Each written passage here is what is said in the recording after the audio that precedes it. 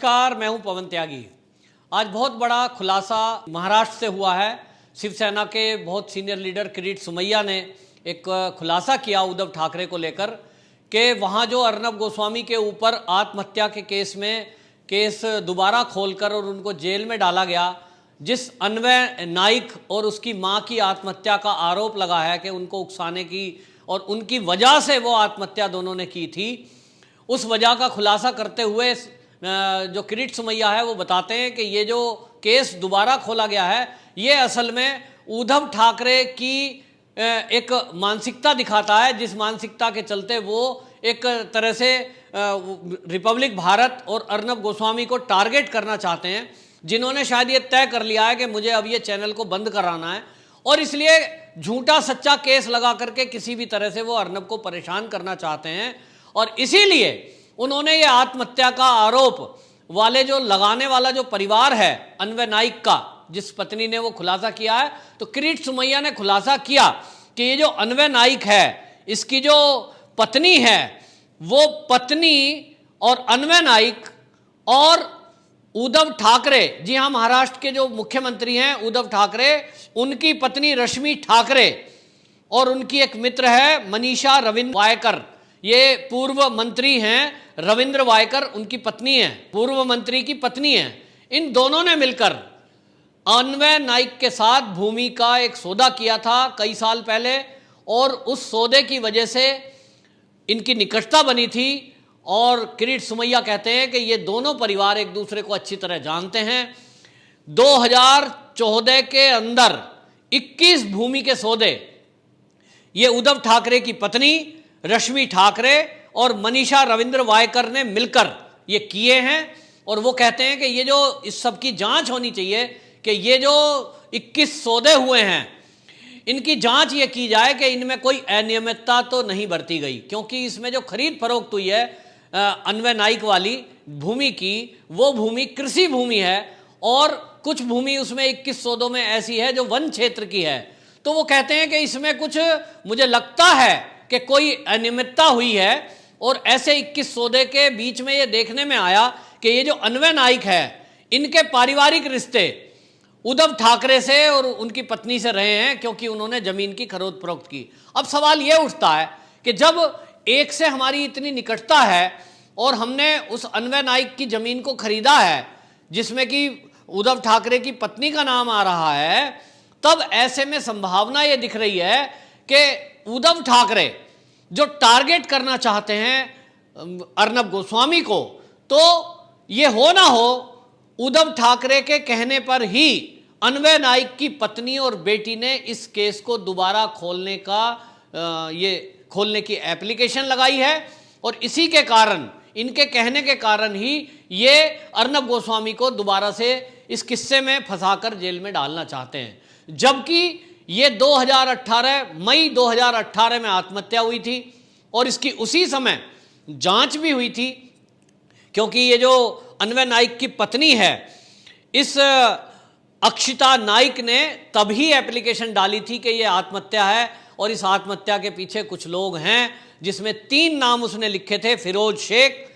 और एक था नितेश शारदा। तो आपको बता दूं कि फिरोज शेख, उनका 4 करोड़ रुपए उनके ऊपर बकाया थे इस अन्वय नाइक के, और नितेश शारदा के ऊपर 55 लाख रुपए थे बकाया, और अर्नब गोस्वामी के ऊपर 85 लाख रुपए बकाया थे। कंपनी का कुछ काम किया था इन्होंने, इंटीरियर डिजाइनर थे ये, तो कंपनी का कुछ काम अधूरा छोड़ दिया था, जिसके कारण अर्नब गोस्वामी ने भी अपनी पेमेंट जो देनी थी इनको, वो 90% पेमेंट कर दी थी। केवल 10% पेमेंट जो 85 लाख बनती है उसको रोका था और अर्नब गोस्वामी ने ये कहा था कि पहले ये काम जो आपको दिया गया है इसको कंप्लीट करिए, उसके बाद ये पेमेंट मिलेगी। तो आपको ये बात ध्यान में रखना है कि 90% पेमेंट हो चुकी थी, 10% बाकी थी। अब सुप्रीम कोर्ट ने भी इस पर टिप्पणी की थी जब ये जमानत याचिका पर सुनवाई सुप्रीम कोर्ट में हो रही थी कि अगर कोई व्यक्ति को आप ये दोषी मान रहे हैं कि वो 90% पेमेंट कर चुका है, 10% पेमेंट बाकी है और बाकी रहने का रीजन था कि काम का अधूरा छोड़ना,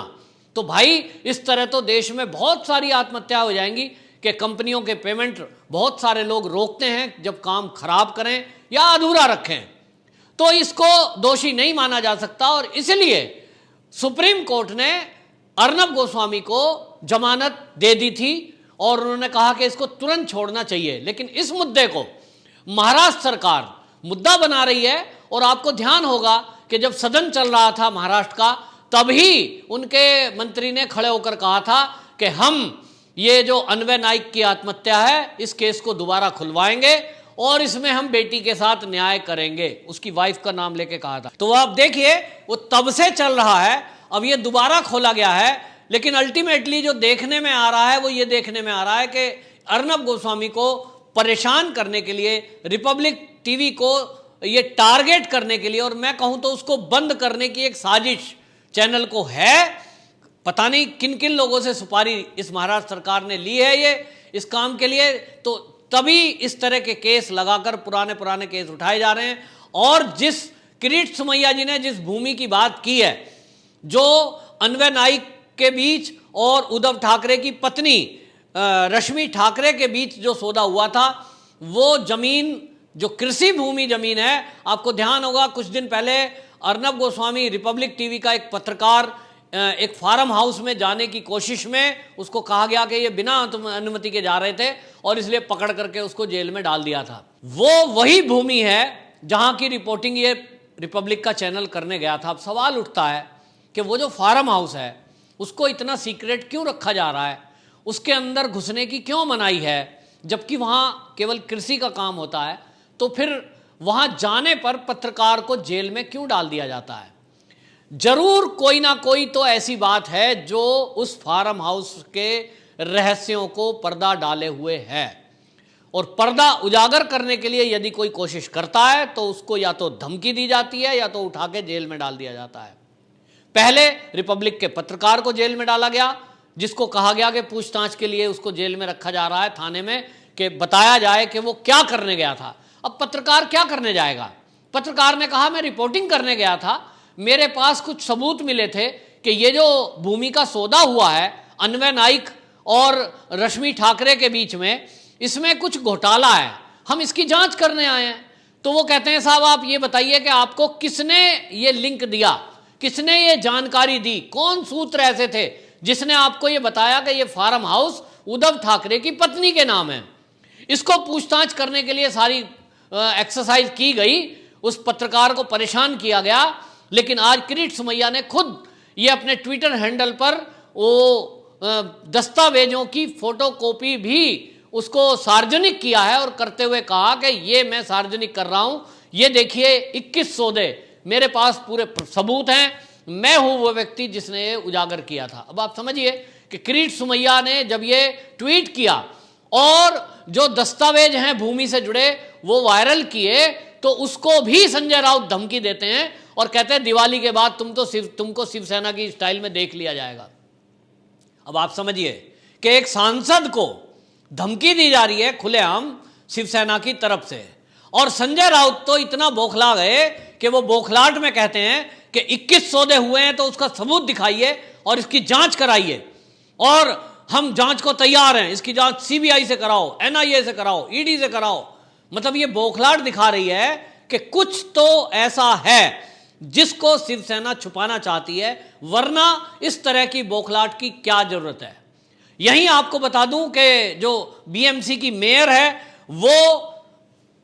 ये किरीट सोमैया को शिखंडी तक कह देती है। इतनी बौखलाहट का मतलब क्या है? यदि भूमि में कुछ खरीद फरोख्त में घोटाला घपला नहीं है और आपने सब नियमों का ध्यान रखा है, तब घबराने की और डरने की जरूरत क्या है? फिर लोगों को धमकी देने की जरूरत क्या है? फिर पत्रकारों को वहां रोकने की जरूरत क्या है? क्यों रिपब्लिक के पत्रकारों को वहां जाने से रोका गया? क्यों रिपोर्टिंग करने से रोका गया? आप सार्वजनिक करिए उन 21 सौदों को जिनको किरीट सोमैया कह रहे हैं कि ये रश्मि ठाकरे ने मिलकर के किया है। दूसरी बात, किरीट सोमैया ने एक सवाल पूछा है उद्धव ठाकरे से कि मैं ये सवाल पूछना चाहता हूं कि बहुत सारे सौदे महाराष्ट्र के अंदर जो हुए हैं, उस सौदों में उद्धव ठाकरे की पत्नी रश्मि ठाकरे और पूर्व मंत्री की पत्नी मनीषा रविंद्र वायकर, ये दोनों मिलकर के बहुत सारे सौदे वहां कर रही हैं, जो कि करोड़ों अरबों रुपए के ये सौदे हैं। तो किरीट सुमैया पूछ रहे हैं कि मैं जानना चाहता हूं कि क्या आप दोनों के बीच, ये जो उद्धव ठाकरे की पत्नी रश्मि ठाकरे और पूर्व मंत्री की पत्नी ये मनीषा रविंद्र वायकर, इन दोनों के बीच कोई ऐसा समझौता है, कोई ऐसा जॉइंट वेंचर है कि आपने कोई बहुत बड़ा बिजनेस खड़ा किया है जिसके तहत आप भूमि खरीद रहे हैं महाराष्ट्र की? ये पूछना चाहते हैं। तो ये हम भी सब जानना चाहते हैं कि आप जिस मुद्दे को लेकर काफ़ी आक्रोशित हो जाते हैं, कोई आपसे सवाल पूछता है, ये आप इस समय सत्ता में बैठे हैं, तो आप के ऊपर ये जनता का अधिकार है और पत्रकारों का ये अधिकार है कि आपसे जाने कि यदि आप कोई सौदा करते हो और वो भी करोड़ों में हो, तो वो उसमें कोई अनियमितता बरती गई है कि नहीं। आप पेपर दिखाइए। जिस तरह से किरीट सुमैया ने भूमि के पेपर दिखाए हैं, आप इस तरह के एनओसी दिखाइए, पेपर दिखाइए विभाग का कि साहब ये हमारे पास है। किरीट सुमैया जी, आप जो सवाल पूछ रहे हैं इसका उत्तर ये है। इसमें धमकी देने वाली कौन सी बात है, ये समझ से परे है। लेकिन शिवसेना का शायद ये कल्चर बन गया है कि जो उनसे सवाल पूछेगा उसको वो डराएंगे, उसको धमकाएंगे, नहीं मानेगा तो जेल में डाल देंगे। और किरीट सुमैया को भी दिवाली के बाद देख लेने की धमकी दी गई है। देखते हैं ये जो शिवसेना वाले हैं, ये अपने ही नेता के खिलाफ, जो पहले इनके नेता रहे हैं किरीट सुमैया, उनके खिलाफ क्या कार्रवाई करते हैं, या ये कंगना रनौत और अर्नब गोस्वामी की तरह उनके खिलाफ भी इसी तरह की कोई साजिश करेंगे। ये हम सबको इंतजार रहेगा। फिर भी एक सवाल यहां उठता है कि अगर 2014 में 21 भूमि के सौदे उद्धव ठाकरे की पत्नी ने किए हैं, तो वो सार्वजनिक किए जाएं कि वो सौदे किस तरह के थे, पैसा कहां से आया, किन किन लोगों की वो भूमि खरीदी गई, जिनसे वो भूमि खरीदी गई उनसे कहीं ऐसा तो नहीं कि डरा धमकाकर जबरदस्ती वो भूमि ली गई हो, कहीं जो स्टाम्प ड्यूटी दी जाती है वो पूरी ठीक से दी गई कि नहीं दी गई। ये सवाल अपनी जगह में है, ये बना रहेगा। आप रिपब्लिक चैनल के पत्रकारों को बंद करिए, लेकिन 1 लाख पत्रकार इसी तरह अर्नब गोस्वामी बनकर ये सवाल पूछते रहेंगे। हमारी तरफ से ये हम जनता पर छोड़ते हैं कि उनके मन में भी ये सवाल का उत्तर जानने की उत्सुकता है कि नहीं, तो अपने कमेंट बॉक्स में जरूर बताइए। वंदे मातरम।